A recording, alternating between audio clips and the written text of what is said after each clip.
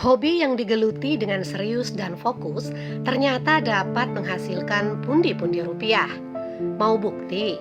Seperti yang dilakukan oleh Eprianto, pecinta tanaman bonsai asal desa Sri Bandung, Kecamatan Tanjung Batu, Kabupaten Ogan Ilir, Provinsi Sumatera Selatan. Berangkat dari hobi mengoleksi tanaman bonsai sekitar 5 tahun lalu, sarjana pendidikan Universitas Sriwijaya ini mulai menikmati hasil dari hobinya itu. Ya, Efrianto kini mahir membonsai tanaman dan memiliki nilai estetika tinggi dengan nilai jual yang mahal. Namun kesuksesannya itu tidak segampang membalikan telapak tangan. Alumni Fakultas Keguruan dan Ilmu Pendidikan Universitas Sriwijaya tahun 2010 ini harus merasakan kegagalan demi kegagalan selama 2 tahun menekuni hobinya itu. Meski demikian, Eprianto pantang menyerah. Hingga akhirnya pada tahun ketiga, dirinya mulai bisa mempelajari sifat tanaman dan cara membuat bonsai. Kini, Epri menjadi mahir dalam membentuk batang dan dahan berdasarkan gerak dasar bonsai. Ketika ditemui di kediamannya pada akhir pekan lalu, Epri mengaku menyukai tanaman sejak duduk di bangku kuliah.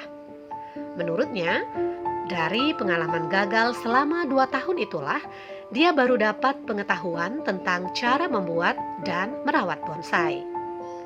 Menurut Epri, bonsai memiliki kriteria keindahan, yakni gerak dasar pada akar, batang, dan dahan.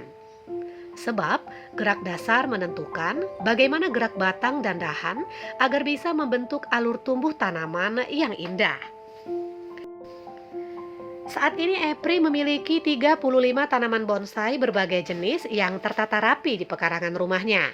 Baik yang belum jadi, setengah jadi, hingga yang sudah jadi, bahkan pernah diikutkan dalam kontes. Seperti bonsai jenis serpang, cemara, sapu-sapu, boksus, kingkit, dan merton. Juga asam jawa, sakura mikro, hujan emas, kemuning, dan sancang. Jenis lain yang juga pernah diikutkan dalam kontes adalah beringin hingga adenium atau kamboja.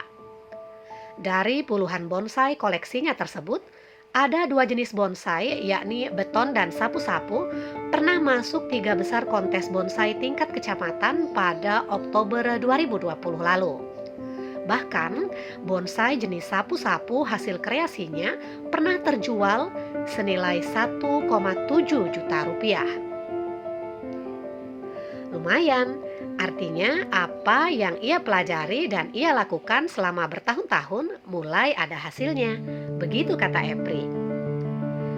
Untuk menyalurkan hobinya, Epri kini tergabung dalam komunitas pencinta tanaman yakni penggemar bonsai penesak atau PBP.